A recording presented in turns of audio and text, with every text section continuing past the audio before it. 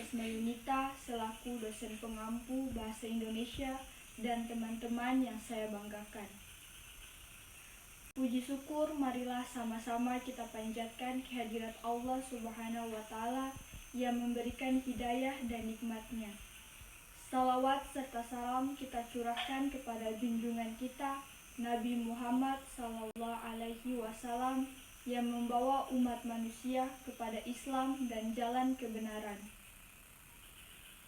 Pada kesempatan kali ini, saya, Sidna Ade, akan menyampaikan pidato yang berjudul Penyebab Terjadinya Masalah Ekonomi di Indonesia.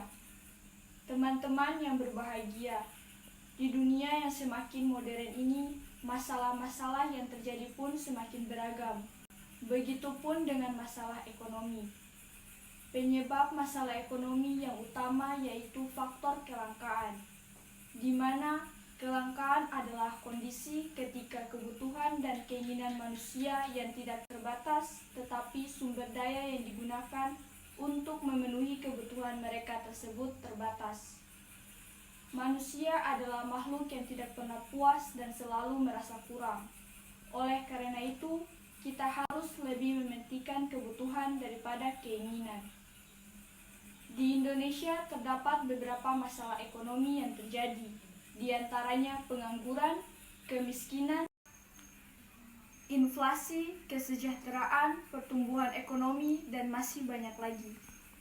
Masalah-masalah tersebut terjadi karena adanya keterbatasan kemampuan sumber daya manusia, jumlah penduduk yang besar, tingkat inflasi yang tinggi, serta banyaknya pengangguran. Masih banyak lagi masalah-masalah ekonomi yang terjadi di Indonesia. Masalah-masalah ini bisa kita atasi dengan cara peningkatan sumber daya manusia, membuka lapangan pekerjaan, lebih mengutamakan kegiatan ekspor daripada impor, serta membantu meningkatkan UMKM.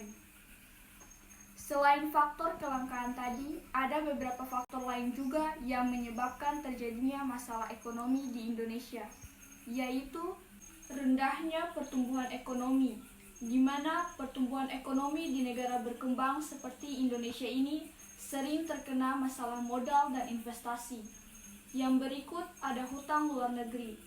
Hutang luar negeri Indonesia sangat banyak. Setiap kementerian memiliki hutang.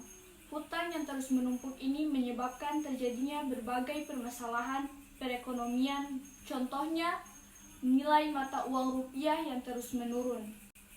Inti dari masalah ekonomi adalah kelangkaan. Oleh karena itu, kita harus bijak dalam menggunakan sumber daya yang masih tersedia. Dan jangan sampai di masa yang akan datang sumber daya yang kita butuhkan sudah tidak ada lagi. Dan masalah ekonomi yang terjadi di Indonesia ini merupakan tanggung jawab bersama. Karena itu, pemerintah dan masyarakat harus bekerja sama dalam mengatasinya. Sekianlah penyampaian pidato singkat saya. Semoga apa yang saya sampaikan tadi bisa jadi pembelajaran bagi kita semua. Dan saya berharap ke depannya nanti kita lebih bijak lagi dalam menggunakan sumber daya. Dan kita bisa membantu pemerintah dalam usaha mengatasi masalah ekonomi. Saya akhiri, wabillahi taufiq wal hidayah. Wassalamualaikum warahmatullahi wabarakatuh.